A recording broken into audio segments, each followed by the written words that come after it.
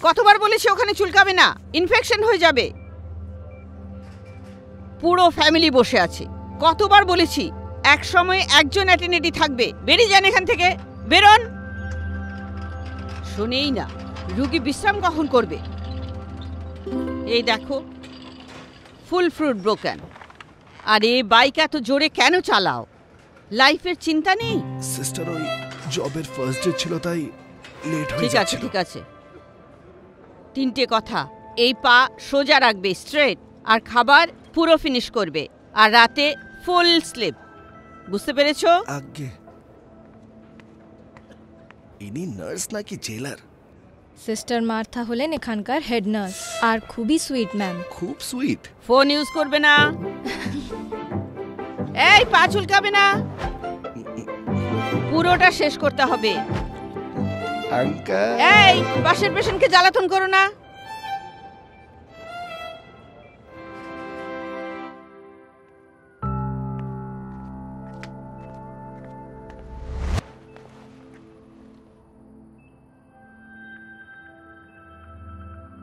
মাম্মিকে phone করে ডেকে নিচ্ছ না কেন? কাল ডেকে নাও। ডাকতে পারবো না। মাম্মি দূরে থাকে, একলা অন্য শহরে। যদি জানতে পারে ওনার ছেলে এখানে। ঠিক আছে, ঠিক আছে, ঘুমিয়ে পড়ো। ছোটবেলায় যখন অসুস্থ হতাম আমি, মা নিজের হাতে স্পেশাল খিচুড়ি তৈরি করে খাওয়াতো। মায়ের হাতের সেই খিচুড়ি ওষুধের কাজ করতো। আচ্ছা ঠিক আছে, এখন ঘুমিয়ে পড়ো।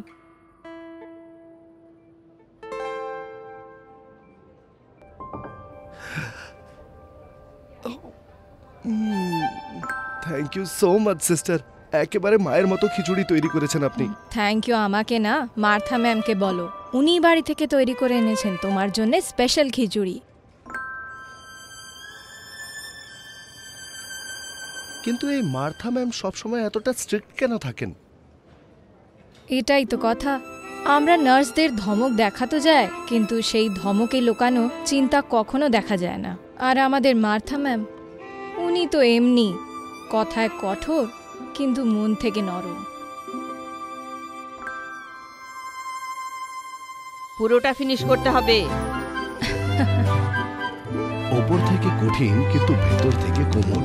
তার ধমকে আছে মায়ের মতো কোমলতা। ম্যানকাইন্ড ফার্মা সকল নার্সদের নার্স দিবসের শুভেচ্ছা জানায়।